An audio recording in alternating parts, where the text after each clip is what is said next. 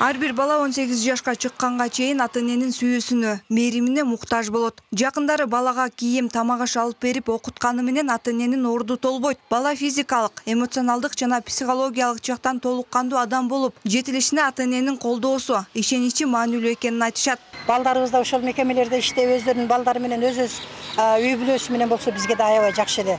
Себеби дегенде биз чоң ата менен тайенелер тарбиялап өстүргөнгө караганда ата эне менен чогуу өскөн балдардын эмнеси бөлөк болот. Анын үстүнө биз карайбыз, бирок олордун мээри ата энеге мээрисиз болуп калат. Себеби бизге өтүп кетет. Айрым балдар кароосуз калгандыктан кылмышка барышы мүмкүн. Өз алдынча болгусу келген өспүрүмдөрдү тарбиялоо чоң ата, чоң эне үчүн оңой эмес. Аны менен катар балдар ар кайсы жактарга түрткүнчүк болуп, алардын арасында эмгек эксплуатацияга тартылгандары да жок эмес. Жаш балдарды окута коюп, кадимкидей эксплуатация, эмгек эксплуатациялоо бар экендигин эстен чыгарбашыбыз керек да.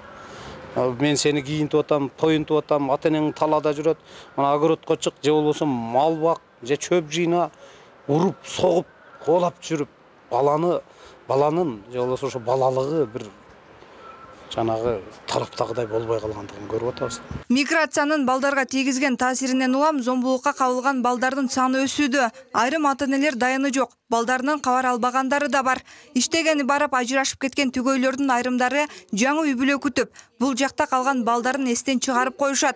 Бул учурда балдар кароосуз калгандыктан түрдүү кыйынчылыктарга дуушар болушат. Ага ылайык бейөкмөт уюмдардын уюштуруусу алдында миграциянын балдарга тийгизген таасири аттуу талкуулар байма-бай уюштурулуп келет. Келечекте ушул миграцияга тиешеси бар балдарга карата сапаттуу жана ар тараптуу эффективдүү кызматты көргөзүш үчүн эмне деген кадамдар болуш керек дегенди талкуулап атабыз. 18 июлда бул Бишкек шаарында дагы чоң айтып атпайлы, мамлекеттик деңгээлде отурум болот.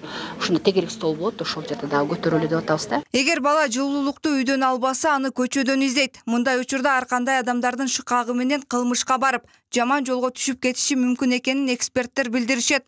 Алардын тарбиясы ар кайсы жерге урунду болуп жүрүп, түрткүдө чоңойгон балдар көбүрөөк ушундай бардык нерсеге даяр, кылмышка дагы даяр болуп атат.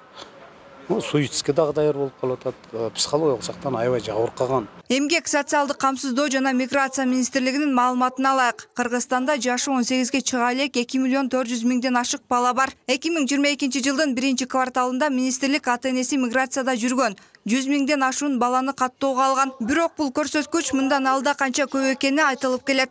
Зарина Рахманбердиева, Мирбек Конобаев, Ынтымак, Ош шаары.